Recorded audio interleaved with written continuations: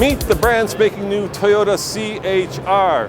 Now you may be wondering, where does this fit in the ecology of Toyota? Well, it slots in just below the RAV4, and best of all, it's coming to America. And coming up next, everything you ever want to know about the European version of the CHR.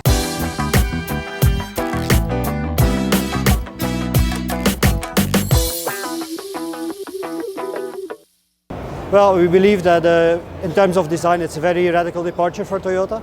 So since our president, Akio Toyoda, arrived in the company, he has really been pushing on making our cars more emotional.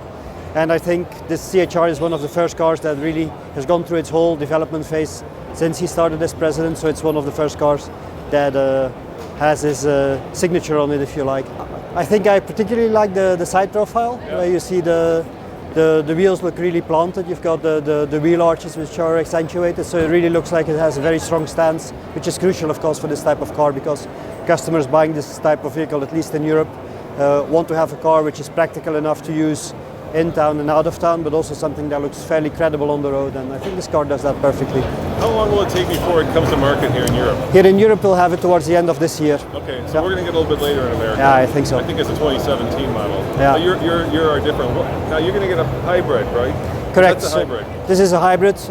We'll have a hybrid. We'll also have a 1.2 turbo, which is an engine that we currently have on the Auris. In Europe, we've had a trend towards engine downsizing lately. And the 1.2 turbo is our answer to that trend. It's a smaller displacement, but thanks to the turbo still has quite a lot of torque. Now in America, this segment is very hot right now. Is it the same here in Europe? Yeah, definitely. It's a segment which has been exploding over the last 4 or 5 years. Yeah. So we've seen a lot of our competitors launch vehicles into the segment. We've purposely waited because we knew we had a new platform coming, which we launched with the new Prius recently. We knew we had a new hybrid powertrain coming. And we didn't want to come to market with a crossover before we had those elements really to make it work and to make it a unique offer in that segment. Now will it come in both front-wheel drive and all-wheel drive? Yeah, correct. So the hybrid will come as a 2-wheel drive, yes. And then the 1.2 will be available either in front-wheel drive or in 4-wheel drive. And just out of curiosity, how much will it cost in Europe? We don't have pricing yet, but it's going to be priced according to what competitors are priced in the segment, so a little bit above a C-class, a C-segment car in Europe. And will it, have you announced fuel economy numbers yet? No, the only thing we've said, in Europe we like to count in CO2, yeah. So the only thing we've said is that the hybrid will be below 90 grams of CO2, which equals to roughly 3.7, 3.8 liters. But obviously it's only a target figure for the moment. The car hasn't been homologated yet and will only be homologated after summer. So. And that's 3.8 liters per 100 kilometers. That's correct, that's yes. The European yeah, that's our way. And where will it be built? It will be built in Turkey. Okay. Yeah.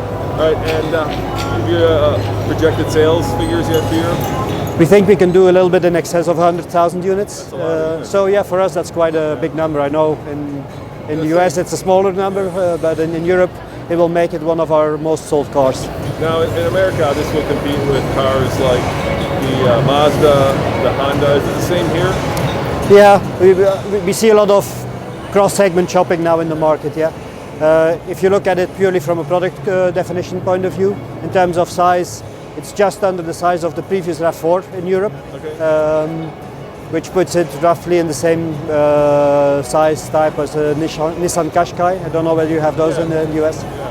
But it's roughly that kind of car, and that's where we expect the competition to come from as well. So in America, this would be a car for a young family, maybe single people. How about here in Europe?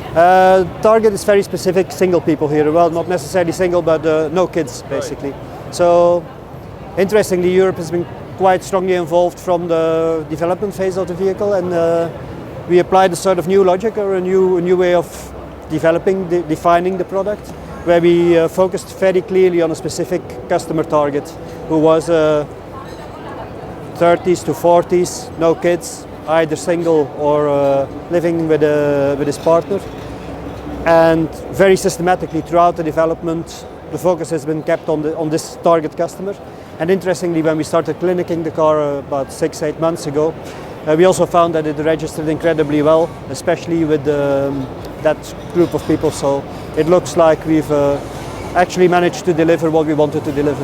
Now in the States, a lot of the safety features of the higher end Toyotas are coming down. So things like blind spot monitoring, cross traffic alert, emergency braking, that's all filtering down toward the more mainstream vehicles. Will those be available in this car as well? Yeah, definitely. So this car has what we call Toyota Safety Sense, which is a set of active safety devices, including pedestrian recognition and adaptive cruise control.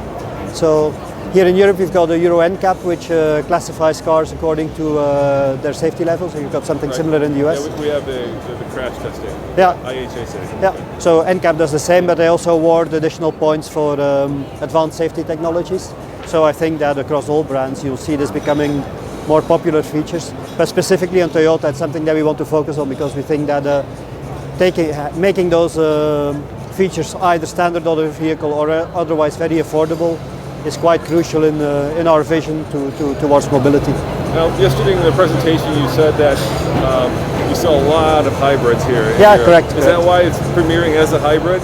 Yes, I think to most people in Europe now, if you say Toyota, they will automatically associate it with hybrids, simply because of our presence in the hybrid market. So it was very crucial for us to show this car as a hybrid, so that it can really be supported by the brand on the one hand and from the other hand also support the brand in itself again.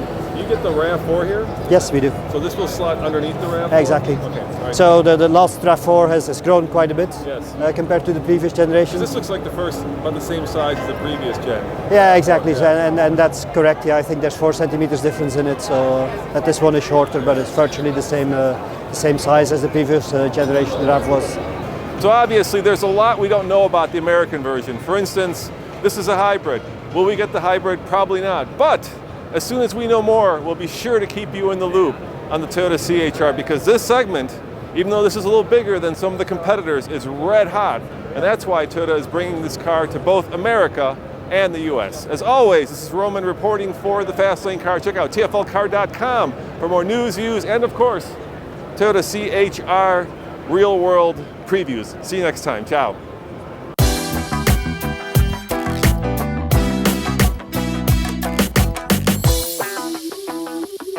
So do I want to drive this Hilux? Hell yeah! They tell me it's got a little bit more of a trucky ride, but you know what? In my book, that's a good thing. Maybe our trucks are just getting a little too soft. And the Hilux, that might be a way to return back to the truck basics.